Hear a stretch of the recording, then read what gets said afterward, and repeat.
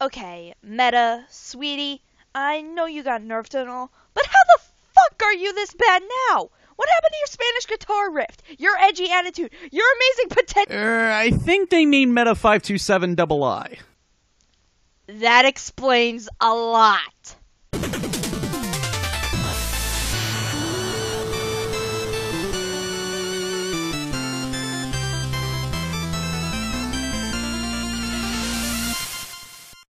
Greetings, my apprentices, and welcome to Rapid Commentaries. Before this video begins, I want to address something that Evan said in his commentary on my second episode.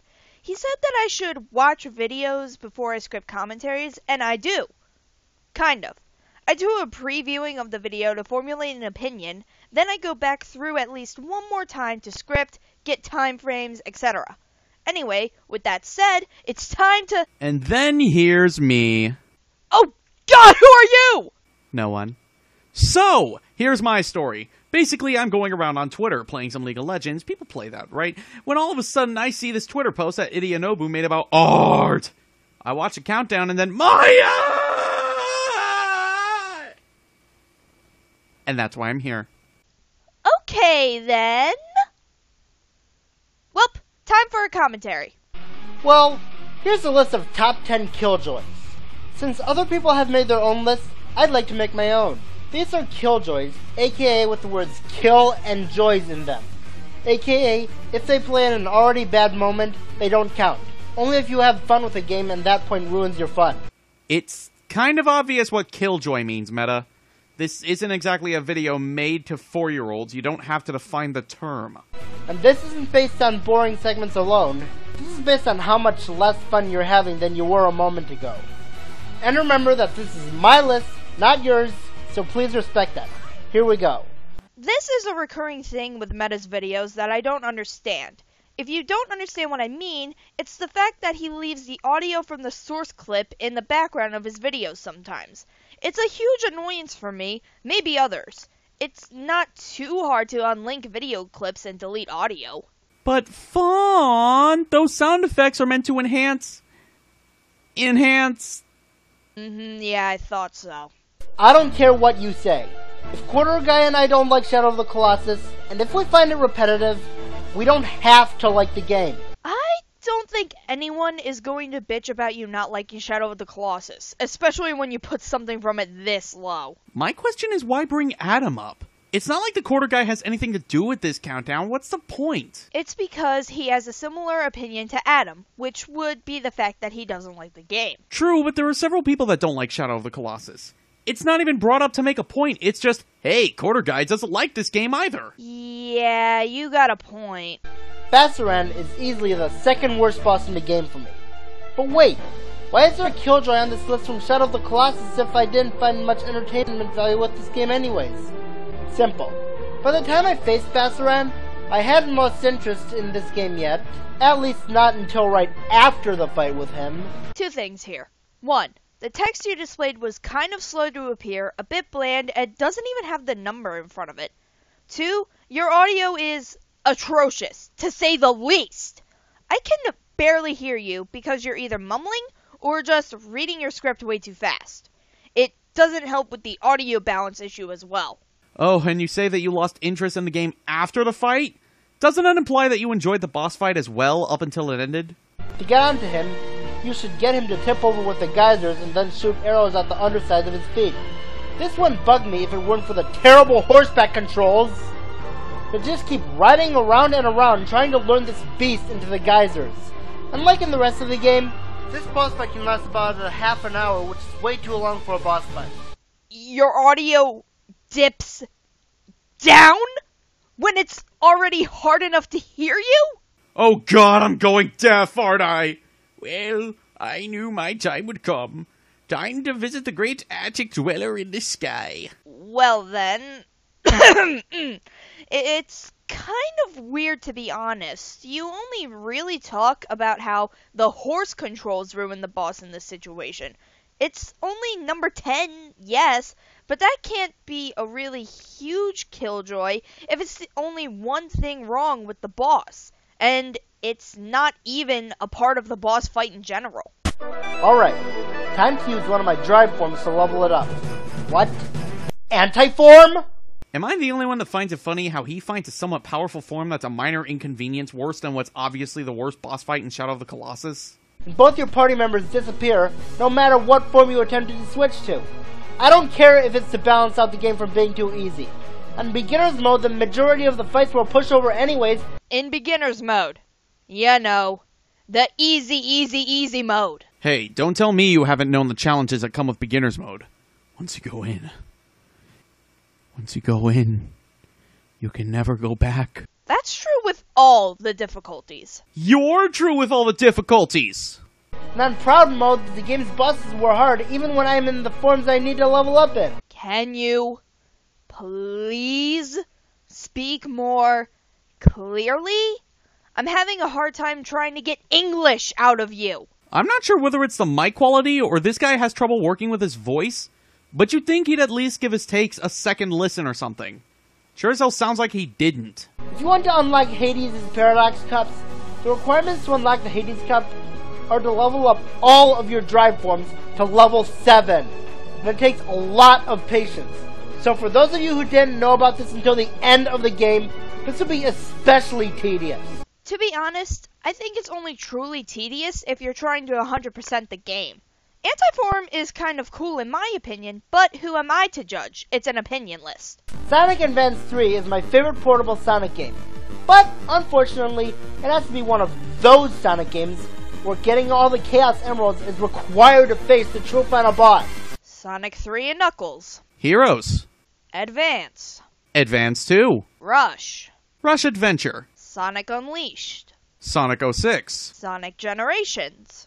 Sonic Colors. Best Sonic game, by the way. Shadow the Hedgehog. We don't speak of that! Well, it's on the fucking list! You wanna go, Puddle Master? Oh, you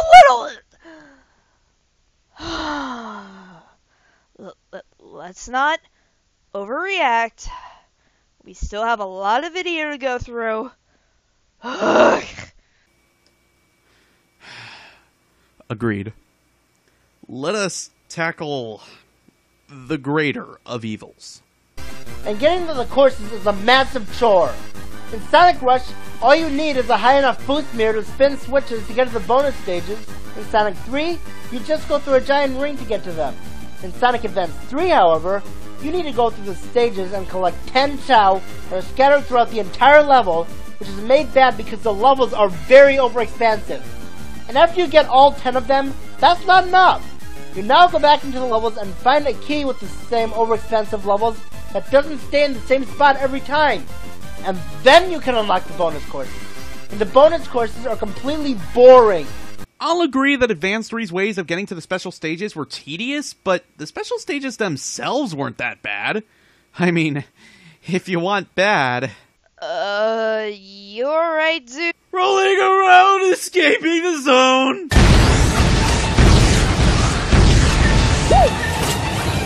The Kelp Forest is utterly atrocious. He did the audio thing again for some reason. I mean, it shouldn't be that hard to find some kind of music for a segment, right? Why, Fawn, my lass, don't you see? It's aesthetic! Aesthetic? Why, yes, indeedy. Aesthetic is...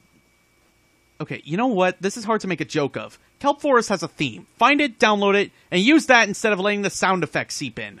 I mean, let's look at what we got to do before this point. We got to glide across the rooftops, fight crime, and race down some giant sand slopes. What's done here? Wandering around aimlessly through a nearly pitch-black level. In the beginning it's not too bad, but when you get to the Kelp Lake, there's way too much leaf jumping to do on it, where the leaves completely blend in with the water, and you won't see where you're going to land until you drown. He says as he shows footage that doesn't make them blend in. The leaves aren't that hard to notice, man. Unless, of course, you were playing on one of the worst TVs in existence. Also, how the ball sack is drowning in an ocean work? The kelp caves are darker. There's a lot of ledges that you won't see before you fall down them and are forced to climb all the way back up. Says something about ledges. Shows footage of Patrick running into a wall instead. Okay. The kelp vines aren't in as much darkness, but they're painfully skinny and easy to fall off. Good thing this game was able to redeem itself with the SpongeBob's Dream level. You didn't even try to put music in the segment. Why? Because it's Alright, look, if you don't like the track, use another one. I'll admit it's a small issue, but it makes this entry look inconsistent to the rest. Hell, in my Five Nights at Freddy's list, I took time and effort to find creepy sounding music to play in the background of each segment, because apparently finding one song track is too hard for poor little Meta. Hello? Leave! I'll have Tiny jump into the sparrow and play the saxophone to summon Squawks to get into this temple. What's in here? Oh no! I'll admit, I can tolerate the one in Crystal Cave because of the gorgeous scenery and the fact that you switch between using the orang sprint and sliding. In this one, however, that stuff isn't here.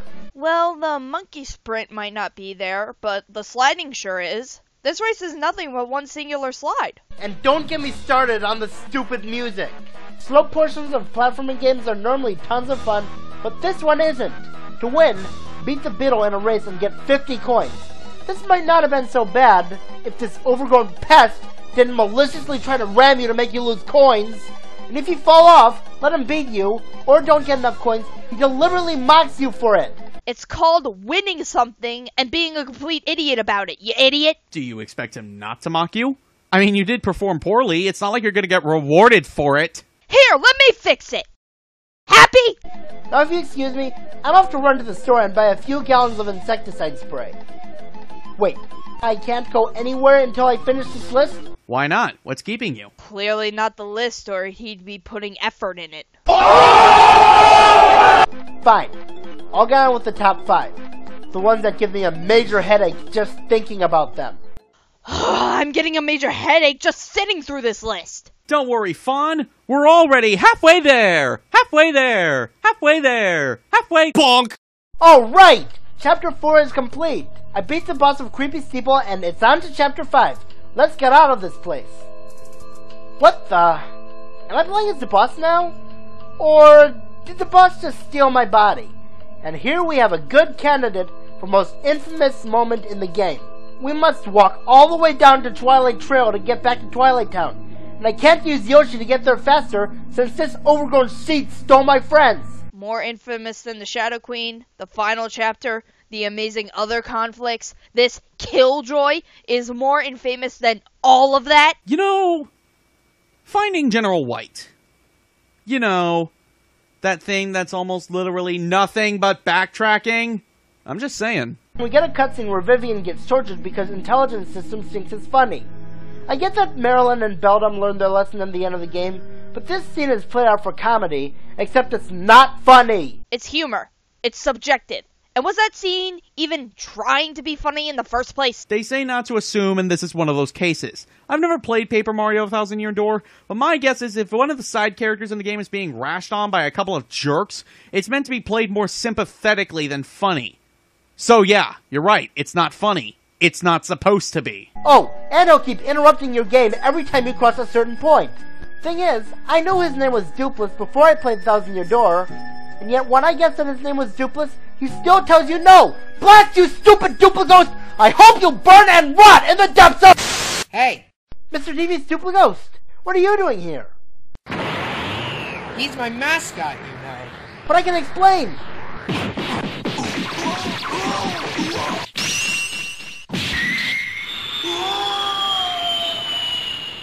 Don't disrespect, Slick. That cameo was okay. I mean, the audio could have been better. The text you put was really hard to read. It wasn't funny either. And I'm pretty sure this moment was meant for the giggles. Glad that's all over. So, like I was saying, apparently, you can't guess his name unless you go all the way back to Creepy Steeple and get the lowercase p, because typing it all in uppercase doesn't work. If you remove both the uppercase P and the lowercase p, this mission would still be tedious, but at least his comment about me guessing his name was Dupless wouldn't be as infuriating or insulting. So you must go through that long, tedious road back to Twilight Town to see him. Once you guess his name, guess what? He flees to Creepy Steeple, and you know what that means? More backtracking! Oh no! Backtracking in an RPG! Seriously, if you want some hardcore backtracking, play Metroid, or Monster Tale, or hell, Kingdom Hearts. The boss fight itself isn't half bad, but why did the developers think this would be a good idea? It's not the worst part of a Paper Mario game, though. At least it's not as bad as that hard labor section of Super Paper Mario forced on you by that stupid brat Mimi who needs to be shredded into a million pieces by a chainsaw! But I wasn't having as much fun before that point as I was before this point. Doesn't fucking matter. It's still a worse part of the game. You could easily just put that moment on the list instead of going on a huge rant about how backtracking is tedious as fuck. I'll admit in a game like Xenoblade Chronicles, the backtracking would be murder if it weren't for the fast travel system, but the areas in Paper Mario, its predecessor, are all pretty damn tiny, and it's not like you're moving at a snail's pace. Mario is not Big the Cat here. Intelligent systems, as much as I love Thousand Year Door, you'd better make a remake of it and fix the backtracking issue.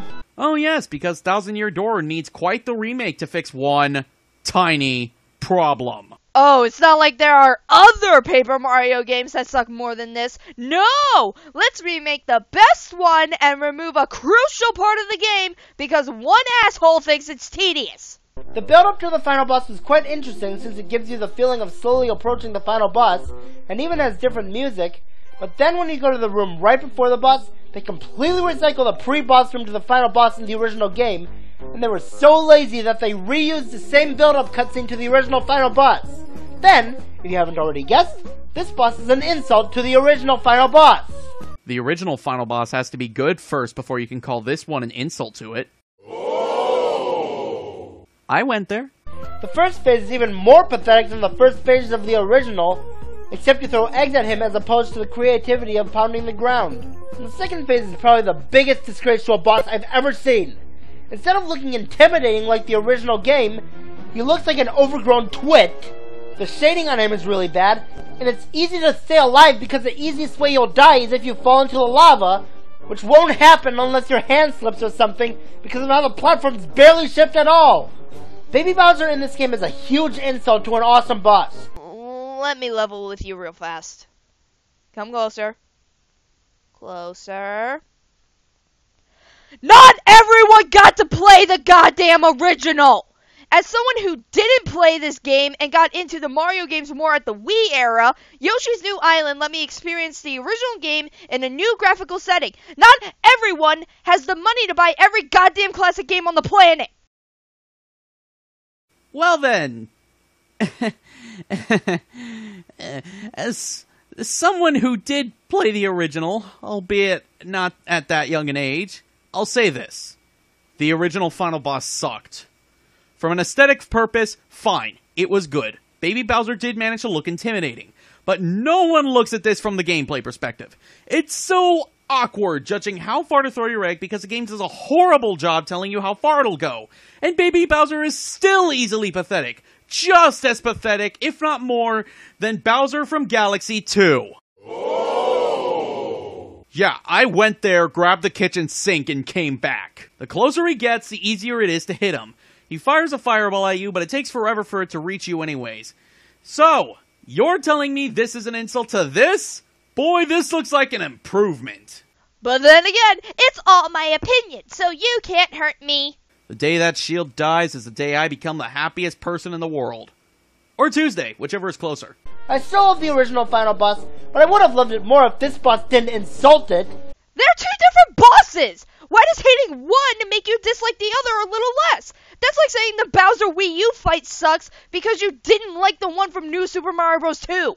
And even then, they're both the exact same fight. Oh, this Ditto is shit because this Ditto has a slightly higher speed stat. I are Pokemon genius.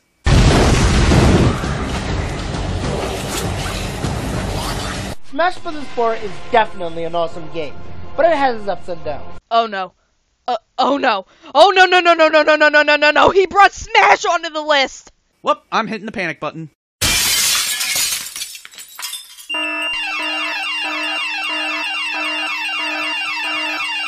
It's almost like music. The gamer stage is my most hated stage in the entire game, and unless we get any worse stages in the future installments, it's my most hated stage in the entire franchise. What makes me hate the stage so much is that mom! There are two problems with that. First off, the fact that your mom is the stage hazard? I don't care if it's based off a Game & Wario minigame. Making your mother a stage hazard in a fighting game?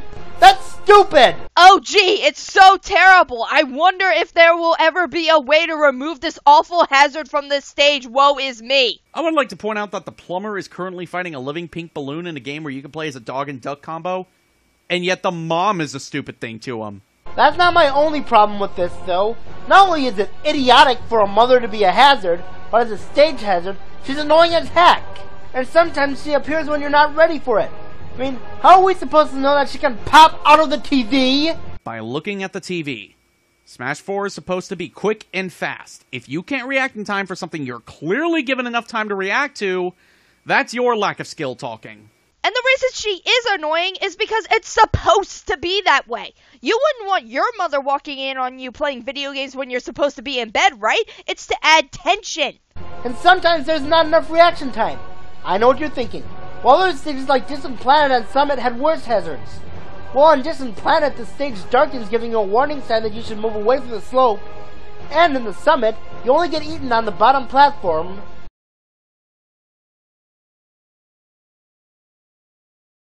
What the fuck? So, using brawl stages to compare bad hazards when this is a Smash 4 stage? Those two stages don't even have bad hazards. They're the least hazardous stages bar Final Destination and Battlefield. I mean, at least use Smash 4 to compare. At least. Here, let me do it for you, you lazy knight, Kirby! The Mario Kart 8 stage has floating platforms, and the track moves all around. Find Me has that giant-ass boss dragon. Wily's Castle has Yellow Devil. Pyrosphere has Ridley. The Super Mario Land stage has Nabbit, Kamek, and changing platforms. There are a lot of other comparisons you could have used here from Smash 4. With this, on the other hand, it can not only happen out of nowhere, but even when you're safe, there's almost no room to fight sometimes. This is even worse in the Past Your Bedtime event match, where you have to get Ness, Bowser Jr., and Toon Link all to fall asleep at the same time, but it's really hard to when that mom keeps interfering. I don't care if you people like it. Just because you think it's funny doesn't mean I automatically have to agree with your opinion. Remember, this is my list, my opinion, so learn to respect that. Ah, yes. Thanks for attacking your audience. That's smart. Can I say something really quick, though? I don't care that you don't like Gamer Stage. I really don't. I could care less about you liking or disliking anything on this list. The reason I'm responding at all to this sort of thing is that each of your arguments can be rebutted easily. I'm more pissed off by the fact that he counts something that is optional as a goddamn killjoy. If you don't like it, play a different stage. Or, you know... When I heard that your mom is a stage hazard here, I already expected that this would be a bad stage, and it's actually worse than I expected it to be. The only time I will ever play on this stage is if it's in Omega form. And, let's face it, every stage has an Omega form. We should have gotten a stage from the Wario World rather than this. I know that Game & Wario was more recent, but I'd rather have a Wario World stage than this. And I'm pretty sure that most people want Ridley as a playable DLC character rather than a stage boss, but we all can't have what we want, can we? Hey, give him credit. At least a Wario World stage sounds like a good idea.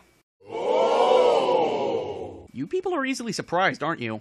Chrono Trigger is among one of the best games ever created. It's definitely my favorite game on the Super Nintendo, thanks to the amazing story, the beautiful soundtrack, and the absolutely solid gameplay. There are a couple of flaws in the game, but nothing that necessarily infuriates me. Wait. What the? Hey, idiot! You can let go, you realize that? Luca's right beneath you. She can catch you. Why isn't anyone else trying to help you? Hopefully Chrono can do something about that. Are they? Oh no. Well, they should land on the ground soon enough. They're not going to land, are they? Okay, fair enough. That's fine. Let me see if I can put this properly. Why did you make this idiotic excuse of an ending? 1. Holy shit, my ears. Yeah, now I know I'm deaf. What? 2. I don't think any of that was funny. Like, at all. You dragged it on for too long, mate. I rate 1 out of 8. 1 out of 8? Don't you think that's a bit high of a score? Dude, I was rhyming. Timing! Get the gun! Already getting it! It's so bad that it doesn't even deserve to have music from Chrono Trigger playing in the background, so I'm using a different song. Well, Mr. Contradiction, Explain why you put non-Chrono Trigger music here and nothing in your Kelp Forest segment. I'm glad there are multiple different possible endings, but this is hands down the worst ending. Chrono and Merle just got stuck to balloons, and they are never seen landing, so we can assume that they'll never get back to Earth, and we're supposed to find that funny. I'm no expert on helium, but I'm pretty sure it would take way more balloons than that to carry those two away. According to Core.com, an average-sized balloon holds about 14 liters of helium. The average mass of a person is about 80 kilograms. Helium can lift about 1 gram per liter, so it would take 8,000 liters of helium to lift one person off of the ground. That's 571 balloons. Multiply that by 2, and it would take 1,142 balloons to lift them off the ground. So you're right, it would take a lot of balloons to lift them into space. But hey, that's just a theory. Again! I will pay you not to finish that sentence. Do you have a Lucario amiibo?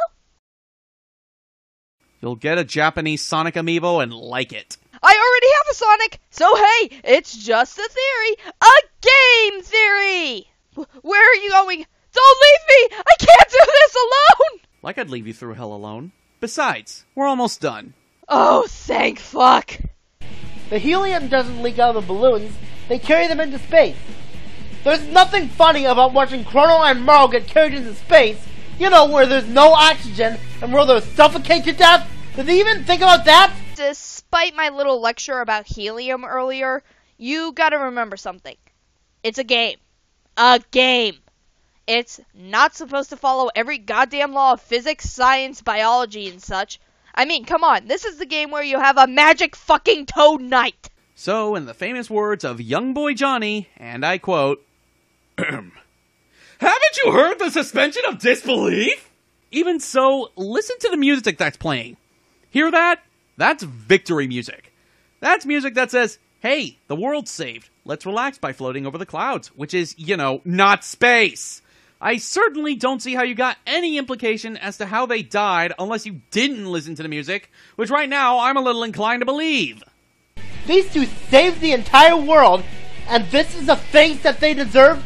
This is hands down the most mean-spirited ending cutscene to any video game ever. There's nothing funny about watching two good guys get taken from the planet forever and suffocating to death. You can't just be like, hey, Chrono and Merle fans, two of your favorite characters are about to suffocate to death. Laugh now or else. I don't think any of this shit was supposed to be a joke. Compared to some of the other endings, like Chrono turning into a goddamn amnesia machine or the world just flat out ending, this is a calming breath of space air. What did I just say? They're over clouds. I could go over the science. Right now, they're at the altitude planes would be at. They'd have trouble breathing, but suffocating? No, that's not gonna happen. Even if they didn't think about how they can't breathe in space, why was this ending even considered? Wait, why does this count as a killjoy? I didn't say that they had to be gameplay only. It has the words kill and joy in it, and it kills my joy, so there! This should be an emotionally satisfying ending, but it's even worse than the old projector ending. I'd rather have a low quality and anticlimactic ending than a horribly mean-spirited and unbelievably stupid ending. This ending does the same thing to Chrono Trigger that Agatha did to Twilight Princess.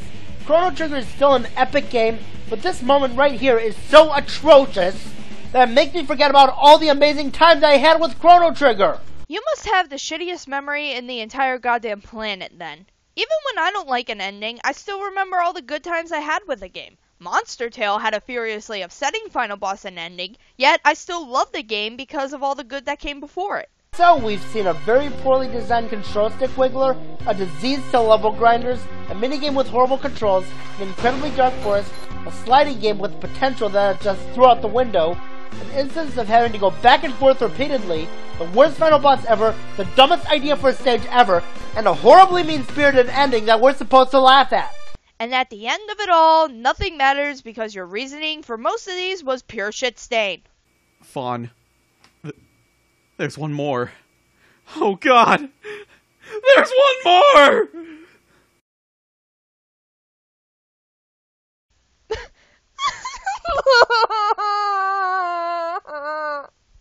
But with most of these entries, I could kind of see what they were trying to do with them. With number 1, on the other hand, there is no excuse. I repeat, no excuse for it. That is the part of Final Fantasy VI where you keep getting fish. Wait, what? You'd expect something big after surviving the apocalypse. So what do we do after that? We play as Celeste and keep going to the shore to get fish and bringing them back to her grandfather. Again, what? Why is this goddamn thing a killjoy? You just survived a goddamn apocalypse. What were you expecting? Some huge-ass party? The reason this moment happened was to set a tone, a depressing one. The world came to an end, and one of the basically two most important people to Celes is dying. Yes, I imagine this to be quite epic. Do you see what is wrong with this? We're forced to constantly go back and forth between the beach and the house in order to do this. There is literally nothing else to it, except for how you should go for the faster ones and ignore the slower ones, for they'll make his illness worse. I wouldn't mind that, but this goes on for about half an hour of nothing but going back and forth between the beach and the house!